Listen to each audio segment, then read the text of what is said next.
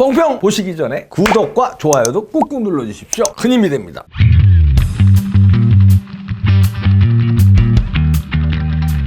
국립외교원 원장이 이 사고방식이나 사상이 위험한 생각을 가지고 있는 게 드러났는데요. 조선일보에 어제 오후에 나온 건데 미군 철수가 한반도 평화 구축하는 거랍니다. 국립외교원장이면요, 이게 차관급이거든요. 한마디로 국립이잖아요, 국립. 그러니까 국가의 어떤 외교 정책 이런 걸 입안하는데 정책 수립하고 이러는데 정적은 좋은 역할을 해주는 싱크탱크, 국가적인 싱크탱크예요. 국립외교원.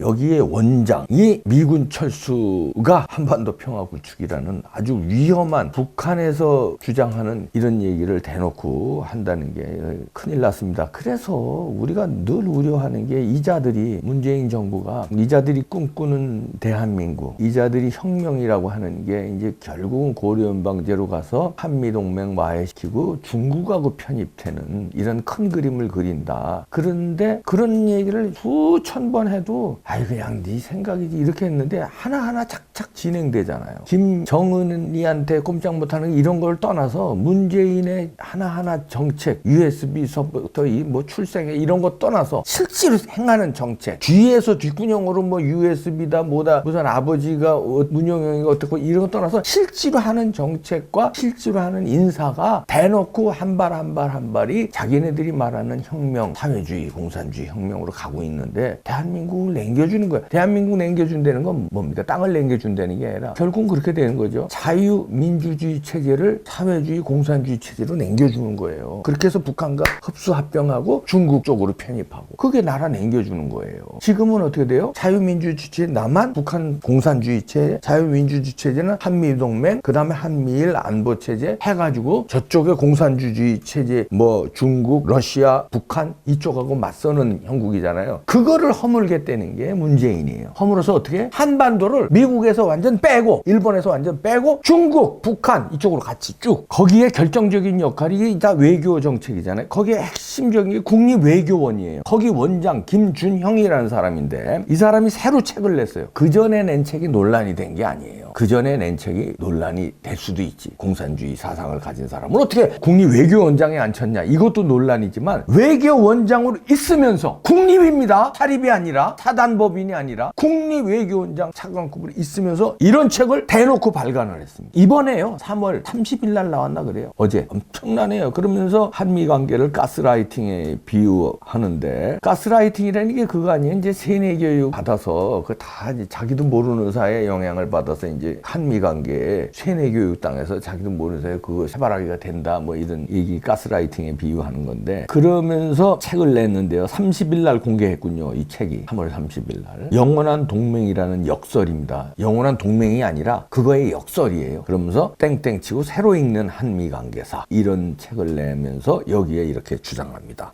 근데 김준형이라는 사람, 내가 여기서 이 사람을 우리가 주목해 봐야 됩니다. 문정인 아시죠? 문재인의 외교안보 가정교사. 문정인이 지금 세종연구소 이사장으로 있는데 이 사람이 다 지금 외교안보를 주무르고 있어요. 이 문정인 사단이에요. 김준형이가. 문정인과 같은 연세대 나왔고 정외과 출신이죠. 그리고 이 사람이 이제 그 조지 워싱턴에서 석사 박사를 했더라고요. 이게 또 같은 필요면 또 우리 또 조지 워싱턴 멤버네.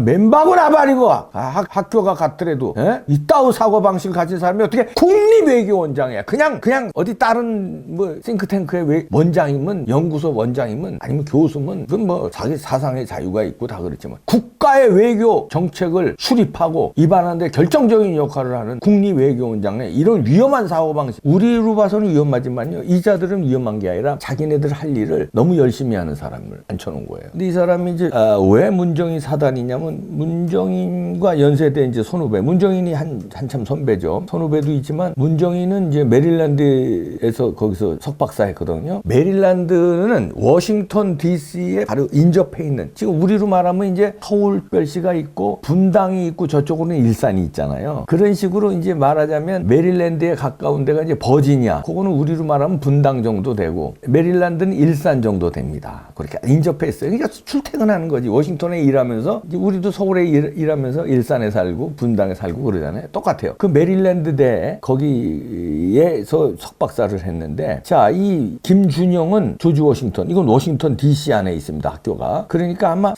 박사 과정 때, 문정인이 박사 과정 때 김준영이가 뭐 석사 과정 정도 됐을래나. 그리고 대학도 선후배고 그러니까 아마 그때부터 친한 거 아닌가. 아니면 선배님, 선생님 하면 존경하면서 따라다녔겠지, 이제. 학교 선배고, 그 다음에 이제 석박사 과정을 같은 동네에서 한참 선배, 존경하는 선배가 하니까. 그러고선 이제 이걸 키워준 것 같은데, 그러고서는 차관급짜리 국립외교원장이 발탁하는데 문정인 선배의 도움이 컸겠죠. 문정인 나인인데. 이런 식으로 몰고 갑니다. 그것뿐이 아니라요. 문정인 나인이 지금 외교안보를 다 장악하고 있어요. 최종건 외교부 1차관도 문정인 사단이고요. 다 외교부, 국립외교원, 세종연구소 다 장악하고 그냥 자기들끼리 이렇게 주물떡주물떡해서 한미동맹 와해하는 걸 막 밑에서부터 하고 있는 거예요. 지금 대놓고 얘기하네요. 이 대놓고 얘기하는 게 무서운 건데, 한미동맹 와해, 미군 철수를 해야 한반도 평화 구축이 되는 거다. 국립외교원장 현직에 있으면서 대놓고 발간을 딱 합니다. 1년밖에 안 남았어. 1년 안에 빨리빨리 진행해야 돼. 이거죠. 그냥 속전속결로 책 내고 짝짝짝 이제 후속 조치가 나올 겁니다. 이제 그러면서 자세하게 설명하는 미국의 안보를 전적으로 의존하면서 하는 것은 자율적인 의사결정을 하지 못하는 상태. 이제 이걸 이제 가스라이팅에 비교한 거예요. 이제 말하자면 사이비 종교 따르는 사람들처럼 그건 이제 가스라이팅에 비유하는 거거든요. 판단력을 흐리게 해서 무조건 세뇌적으로 믿는 거. 그래서 미국에 의존했다는 건데, 그러면서 하는 얘기가 동맹 중독이라고 표현합니다. 동맹 중독을 극복하고 상호적 관계를 회복해야 건강한 한미 관계를 만들 수 있다. 얼핏 보면요, 중도라든가 이런 사람들이 보면은 얼핏 보면 이게 맞는 소리인 것 같아요. 아니면 상호적 관계, 한미 간에 대등한 관계 해야 되는 거 아니냐. 동맹을 너무 중독적으로 합리적이지 않게 믿으면 안 되는 거. 얼핏 보면 맞는 것 같아요. 그런데 이거는 자, 건강한 한미 관계라고 이 사람들이 얘기하는 거는 지금 건강한 한미 관계예요. 근데 이 사람들이 얘기하는 거는 미국에 의존하지 말자는 거예요. 그러니까 미국하고, 그러니까 우리가 러시아하고 관계처럼, 중국하고 관계처럼 이 사람들은 그걸 한미 관계를 뛰어넘어서 한중 관계를 만들자는 거거든. 그러니까 이 러시아하고 비교합시다. 러시아하고 관계처럼 대등하게 하자는 거예요. 그게 그렇게 동맹을 가자는 거예요. 그러니까 한미 동맹을 와해시키자는 거예요. 러시아하고 관계처럼 가자는 거예요. 그리고 6.25 전쟁으로 한미 동맹이 생겨난 만큼 한반도 평화 체제의 구축은 동맹의 축소, 해체 이유가 될 수 있다. 그러면서 미군 철수는 한반도 평화 체제 구축 과정이 될 수 있다. 미군 철수하자는 얘기. 그러니까 전쟁이, 이건 북한이 얘기하는 거하고 똑같은 거예요. 전쟁이 끝났으니까 미군 나가야 된다. 전쟁 끝났는데 여기 왜 있냐 이거예요. 미군이 나가야 진짜 평화 체제가 된다. 미군이 있으면 북한하고 대립 체제가 되기 때문에 평화가 올 수 없다. 이런 얘기예요. 그러니까 미군 나가. 그러면 좋아. 그러면 북한이 평화적인 집단일 때는 이것도 말이 또 성립된다고 할 수 있어요. 북한이 호시탐탐 노리지 않고 진짜 중립국 평화주의처럼 생각을 하고 행동을 여태까지 해왔다면 미군이 나가도 위험이 없으면 이 말이 성립이 돼요. 근데 아시다시피 북한은 인민들은 굶어 죽이면서, 인민들은 핍박하면서 오로지 전쟁 준비, 군사력 강화, 드디어 핵 완성 국가가 됐어요. 그것만 한 나라야. 그것만. 그거 왜 했겠어? 한반도를 자기네들이 먹으려고 한 거 아니에요? 그게 아니면 그건 뭔 필요가 있어? 유럽을 먹으려고 그랬겠습니까? 미국을 먹으려고 그랬겠어요? 중국을 먹으려고 그랬겠어요? 그거는 미국하고 맞짱 뜨는 건 한반도를 먹기 위한 구실로, 미국 니네 나가. 니네 안 나가면 니네도 우리가 괴롭힐 수 있어. 이런 협박용이지, 먹으려는 거는 대한민국이에요. 어떻게 미국을 먹어? 죽으려고 먹어? 어떻게 중국을 먹어? 어떻게 일본을 먹어? 죽으려고? 대한민국은 명분상이나 실리적으로나 먹을 수 있는 나라잖아요. 근데 먹으려면 미군이 나가야 먹는단 말이에요. 그래서 호시탐탐 노리고 지금까지 70년 동안에 그 국리만 하고 그것만 한 사람들인데, 거기다 대놓고 한미가 러시아처럼 이렇게 대등한 관계하고 미군 나가면 그게 평화다. 그 평화지. 북한이 말하는 평화지. 북한식으로 통일하는 평화. 그럼 금방 통일된다는 거예요. 미국 나가면 자유민주주의 체제가 아니라 사회주의 공산주의 체제로 통일. 그럼 그러면 평화지. 그 평화는 무슨 평화냐? 자유가 없는 평화, 민주주의가 없는 평화, 공산주의 수령 독재의 평화. 그냥 수령이 얘기하면 꼼짝없이 따르는 그 평화. 그 다음에 인민들은 굶어 죽어도 아무 말 못하는 평화. 그거예요. 언론의 자유 탄압. 지금도 언론의 자유 탄압당하지만 지금은 아무것도 아니에요. 완전히 완성되면은 이런 이봉규 같은 이런 말도 이제 못하고. 그런 평화. 누구의 평화? 자기네들의 평화.